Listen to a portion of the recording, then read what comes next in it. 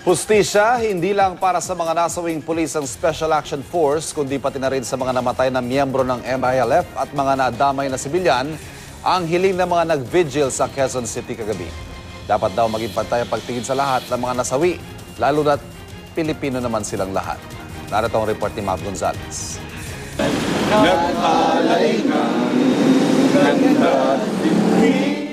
Nag-vigil ang iba't ibang grupo sa Boy Scout Circle sa Quezon City kagabi para sa mga napatay sa Mama sa Pano, Maguindanao. Pero hindi lang ang 44 SAF troopers ang pinanawagan nila ng hustisya, kundi pati na rin ang namatay na 18 MILF at mga sibilyang Muslim kabilang ang isang bata. Yun pong panawagan namin sa taong bayan. Buksan po natin ang ating isipan. Kami po ay nakikisimpatsya sa namatay na 44 nating SAF. At sana po, pati yung mga sibilyan na napatay dito ay sana ay buksan natin ng isipan natin na sana ay mabigyan ito ng hustisya.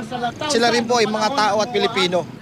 Nagsindi sila ng kandila para sa mga miyembro ng SAF at sa mahigit 20 nakasagupa nila na niwalang larawan para alalahanin sila. Nanawagan din silang tulungan ng pamahalaan ang mahigit 500 evacuee sa Mama sa Pano.